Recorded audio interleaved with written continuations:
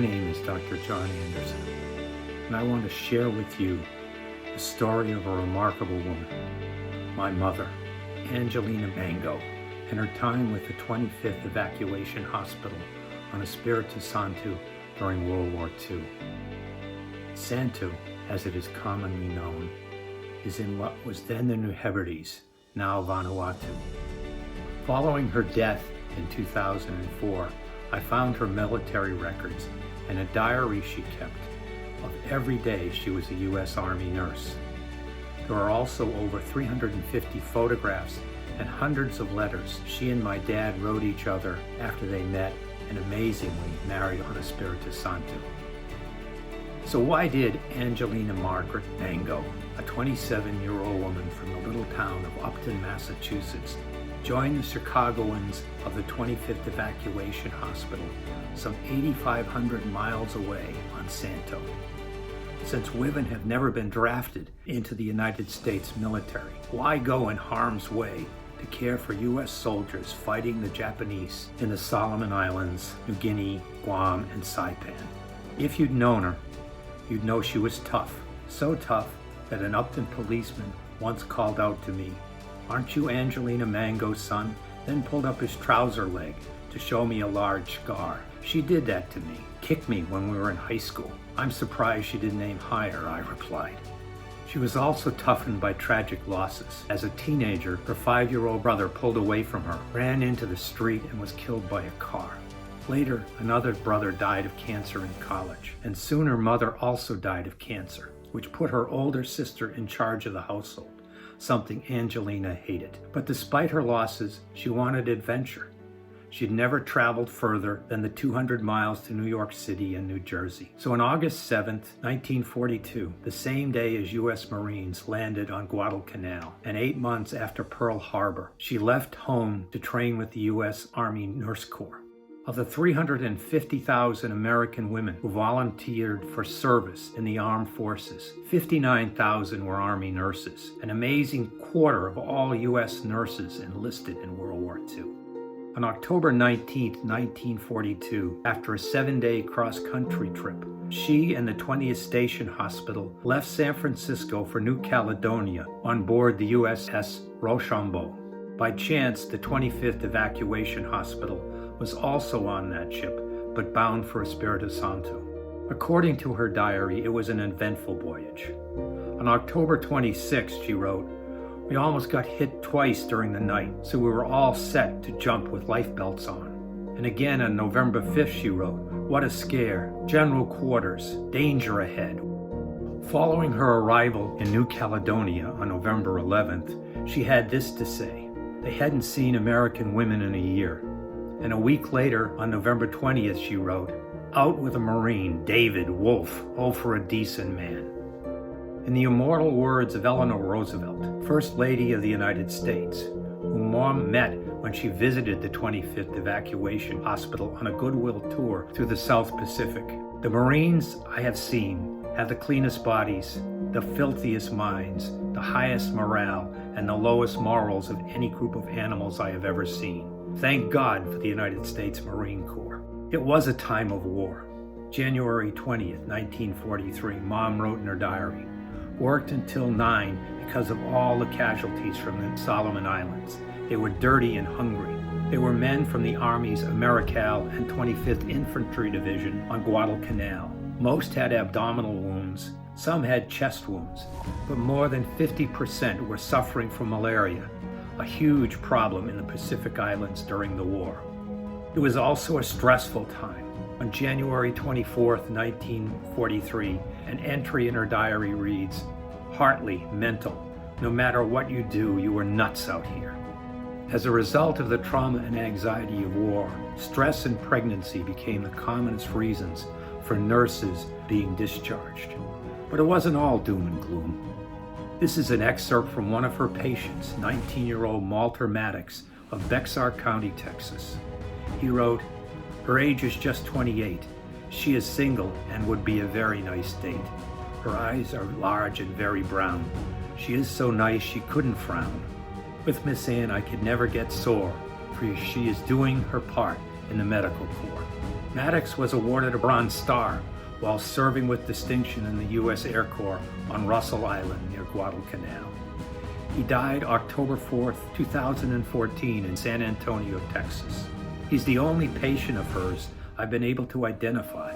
Given his age, he likely was the last to die of anyone she knew on Santo. On April 15, 1943, orders came for her to leave for the 25th Evacuation Hospital in the New Hebrides. However, on May 2, 1943, she wrote, "I really have dengue, temperature 102.4, chills and cramps, hell on earth." Still, she made the trip to Espiritu Santo on the USS Byron and became a patient of the 25th Evacuation Hospital before joining the staff there. 6 days after Pearl Harbor, the West Suburban Hospital in Chicago, Illinois, began hectic preparations and training to create the 25th Evacuation Hospital, which then went on active service October 15, 1942. It was initially staffed with 47 officers, 37 physicians, 52 nurses, and 318 enlisted men. The 25th arrived on Santo November 29, Thanksgiving Day, 1942. The nurses had disembarked on New Caledonia because Eleanor Roosevelt felt Santo was too close to the combat area and had heard the Japanese treated women and POWs poorly.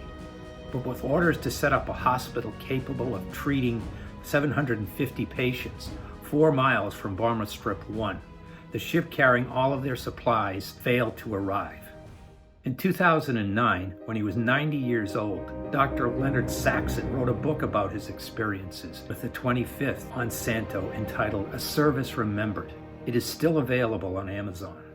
In it, he wrote, officers of the 25th Evacuation Hospital, arriving on Thanksgiving Day, began to build their plant in a grove of coconut palms amid a sea of mud caused by rain so heavy that visibility fell 3 to 4 feet. Surgeons worked besides enlisted men. The nurses spent their first weeks caring for patients to the tune of roaring and clanking tanks and bulldozers.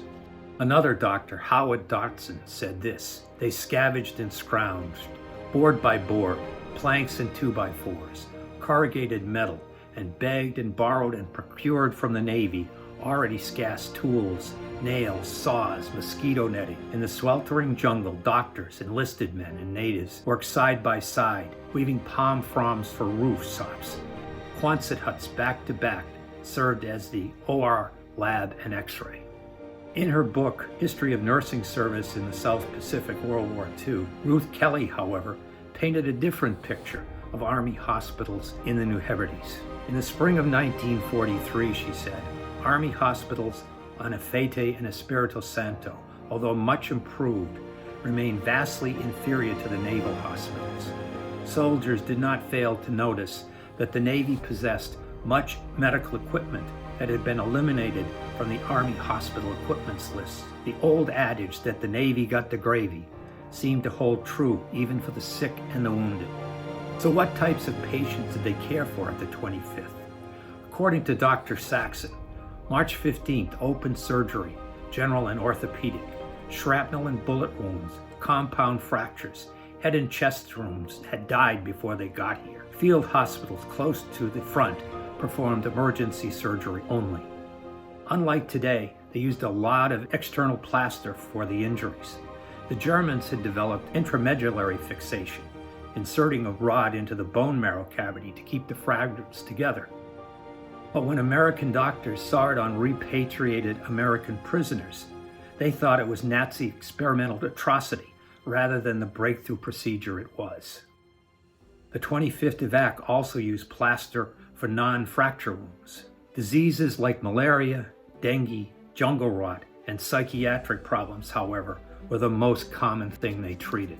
General Douglas MacArthur wrote, "This will be a long war if for every division I have facing the enemy, I must count on a 2nd Division in hospital with malaria and a 3rd Division convalescing from this debilitating disease." Dr. Nicholas Ferry kept records during a 6-week period at the 25th. More than 13,000 patients were admitted to the hospital, 500 plus cases of malaria, 222 cases of dengue. Bomb concussions accounted for more than half of his 1,500 cases. Apart from taking care of the patients, the doctors and nurses and other medical staff tried to make their most of their time on Santo. These photos from my mom's collection give you some idea of what they got into in their spare time, from swimming and playing basketball to social events in the officers' club. Mom also liked to save the poems written by her patients when they came through the 25th. But it wasn't always pleasant for the nurses. At times, things turned serious, and it wasn't the patients who were the issues. October 11th, at 12:30 a.m., some nurses were screaming because a sailor was in the latrine. They caught him. A convoy of 3 to go to latrine at nights now. November 5th, Mary Martin was attacked by a soldier while coming from the club to barracks near our chapel. Eyes black and bruises as well as scratches about the face, neck, and legs. But there were also good guys, wonderful guys. My mom met, fell in love with, and married the kindest I ever met on Santo. First Lieutenant Gustavus Andy Anderson Jr. of the 3,119th Signal Battalion. Mom and Dad were married on April 25, 1945 at the French Mission. The reception was held at the same place, the legendary Madame Gardel's Mission House, who was a friend of author James Michener, who wrote Tales of the South Pacific, the source of the Broadway play South Pacific, and Hollywood film of the same name. So what happened to the 25th after it left Santo? It went to Batangas, the Philippines, where they put up this sign, Bastards of Batangas. Funny enough, they had to take it down. Later, the 25th was set up in an abandoned department store in Sasebo, Japan, near Nagasaki. They were then sent home on December 1st, 1945.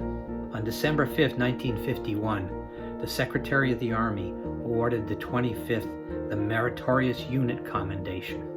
Reconstituted for the Korean War, it disappeared forever in 1953. In September of 1989, the U.S. Senate officially recognized its efforts on Santo. So what became of the nurses seen in the photographs? Lucille Wilson married Dr. Saxon. She died in 1983. Loretta Carmody married Nick Ferry.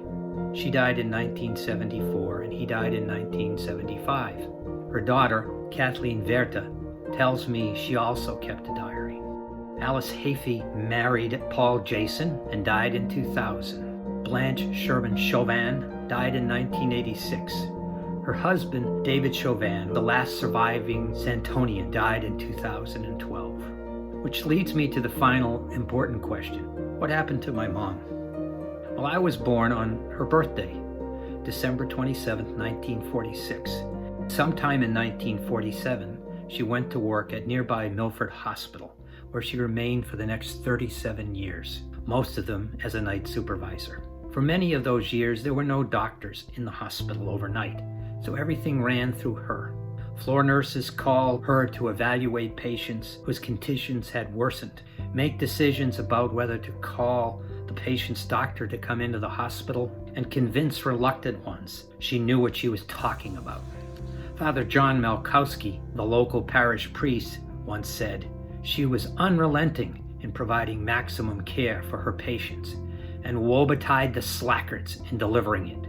I recollect her calling a doctor during the night saying, "Get your ass out of bed and get in here ASAP." She retired in 1984, and soon after she developed Alzheimer's disease. She spent the last 10 years of her life in a nursing home, where she ordered nursing assistants who sat down to get up and get to work, followed the medical team on rounds, and to the delight of the staff, cursed and kicked the dentist who was rough with her and other patients. And it wouldn't be my mom without the GI vernacular she maintained from her time in the Army. When her adult diaper slipped down while standing in the middle of the hall, she calmly explained, "My ass just fell off." What's more, the staff asked me if the Alzheimer's was what made her say, "You MF'er so often." I told them no, that was her nickname for my dad. He died in 1969. She put on her medals one last time in 1997 for a visit to the Women's War Memorial in Washington, D.C. And after a lifetime of service to others, she died peacefully in her sleep in October 2004 and is buried in Upton, Massachusetts, next to my dad.